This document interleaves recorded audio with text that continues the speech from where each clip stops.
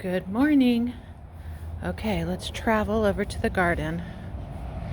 This is what you have to do when you live in the city, suburbia city, for your garden to get to it.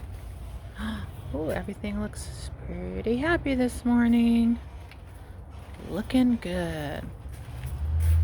It looks so vibrant with this May gray we've got going. Everything looks so pretty, actually. Look at it's all coming along. I love it. Let's walk through, if we can get through. Well, I can get through a little bit. There's some open space. I probably need to do some more planting. But everything looks very happy. Tomatoes. I planted those a little early this time. I think that was at the beginning of March, and they're already full.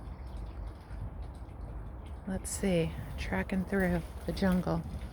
Oh, we got the pumpkins. These are going to be the Big Macs. Let's see what we got. Whoop, whole bunch of flowers. That's good news. And zucchinis. And kind of one of my favorite parts of the garden is the water feature. I found that interesting container at the Brimfield Antique Show years ago, and I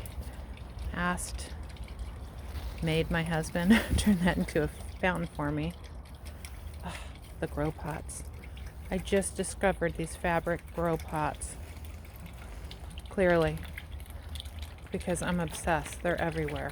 Like, everywhere. As far as the eye can see. That's my command center over there. Planting table, command center. There we go. Look how pretty. It's so vibrant, amazing.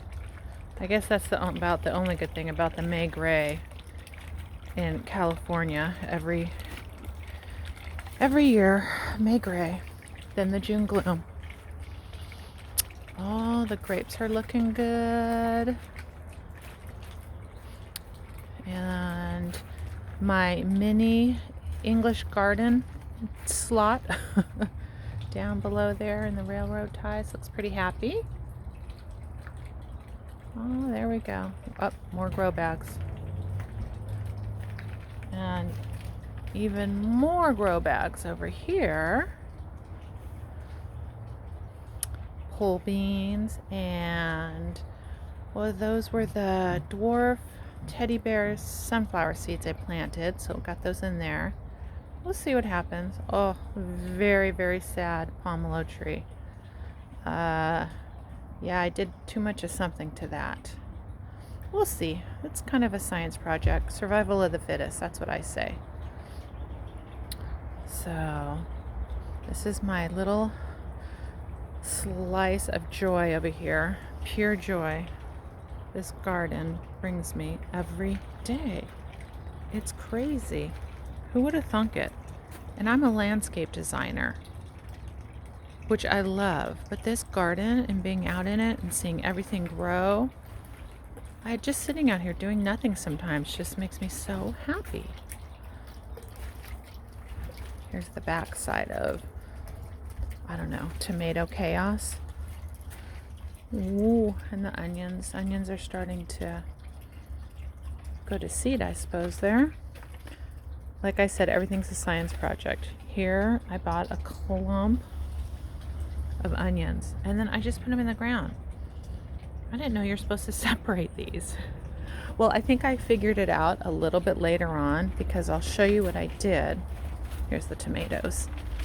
I guess it did come to mind that maybe I should separate those. So I took a handful and I did separate them over here and planted them to see what would happen. Again, science project. And look, let's find them. Oh, there they are. Look, my onions are onioning. For the first time ever, they're turning into real life onions where they get round and you can eat them. Yeah. So I'm pretty excited about that. Who knew? Separate your onions and thin them out and plant them with more space. So now that I know, as Maya Angelou would say, when you know better, you do better, even in your garden. So anyway, here we go.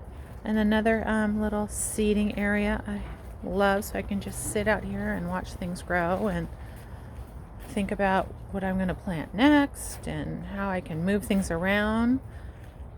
I love moving things around because sometimes it's not about the vegetation, it's about the ornamentation. I kind of had to come up with that saying years ago. When I started gardening, I had a plot in Long Beach, California here at the Community Garden Center, and I don't know, like 10-20% of everything I grew. So what, that's an 80-90% fail rate? So I kind of came up with sometimes it's more about the ornamentation than the vegetation. So I try to make it real cute and pretty and interesting looking. So that was just as fun for me. And it still is. Oh, over here, I forgot.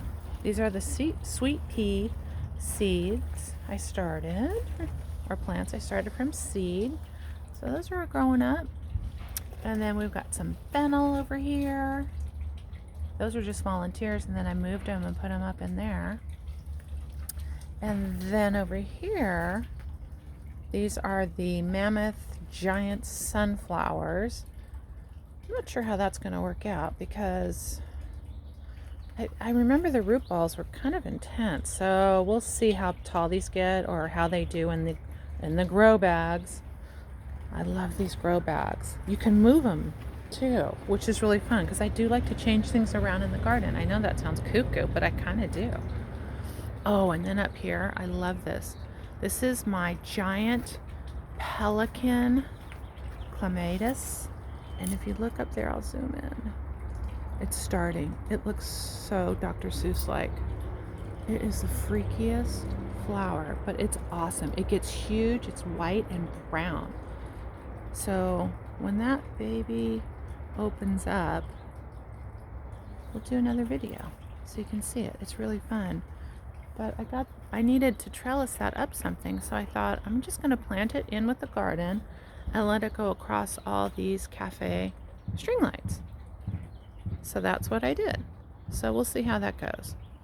And they don't weigh a lot, so I can always, they'll be fine. I can cut them back if I have to. Oh, and then I should show you the breakdown, because there kind of is a breakdown to the garden here. It kind of goes hers, his, and ours, because this whole side of the house used to be just grass and 3 trees and a handful of giant bird of paradise. So no use, no nothing, like that was it. So I knew I wanted my own veggie garden, so that's this portion. So that's the hers. And then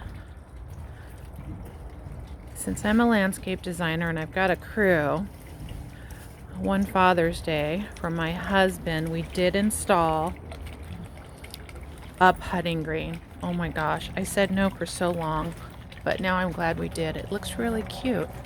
He loves it, so, and gets to enjoy it. We can be in our own little spaces, but together. So here it is. So this is the his. So we go from hers to his, and this is his putting green. And then we can play through the putting green. And then back here is the ours. So back here is where we can all just hang out. That's our covered fire pit right there. Have s'mores, relax, sit, when the sun does come out, sit in, the shade on this side of the house, which is kind of nice. And then just past this fence on the other side is our backyard. So the big plan is this wall comes down, and so it all flows through. But there. So ours, his, and hers. So this is all useful space now. Not to mention, I mean, gosh, we probably decreased our water intake by 90% because there's nothing to water basically except for the garden. And then even the few plants we have, these are all drought tolerant. And I don't need, God, I just water when I remember, actually. They thrive and do really well. So well, in fact, this beautiful Pride of Madeira, which is typically a bush, I'm training it to be a tree. Again, another science project, which I love. But I don't really water this one that much. Also because we have a lot of clay soil in Long Beach, California. It's crazy. So I think they just find their sweet spot in some of this clay soil where it's moist all the time, and they just take care of themselves, which I guess is good, but can kind of be bad. Hence the yellow pomelo leaves. And so I'll do research and see what I can do for that. Help it along a little. But everything else is pretty happy because they are in the raised beds, and I can, amend the soil and give it some good, happy soil to grow in and thrive. And some of the containers, I do have some apple trees, so those work out really well too. So I like the raised beds, I like containers, and I move stuff around. I think I might have mentioned I like to redecorate in my garden. It freshens it up. I don't do it a lot like during the spring, summer season, but in between all that, I kind of do, just to get it all settled in. But, I just noticed, oh my gosh, there's another giant pelican clematis bloom. Look. Oh, look at that baby.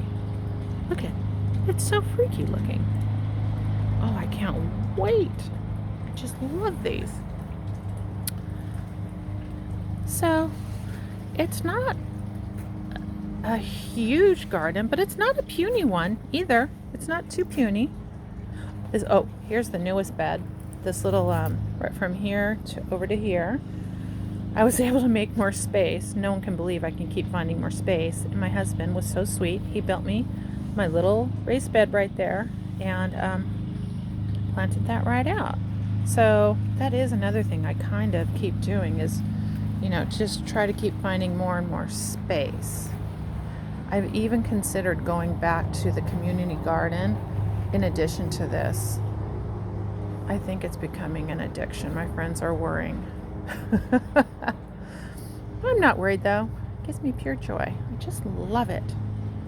So that's the garden today. So this is good. We can see, I should have done this like 2 months ago when everything was starting and progressing to really have an accurate kind of journey, diary on the progress. But we can start here. Today's what is today? May 14th maybe?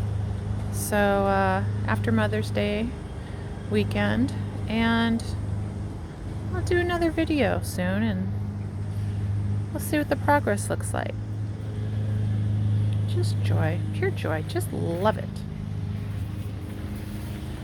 Alright, gotta travel through to get out of the garden. I gotta walk through and go out to the front here.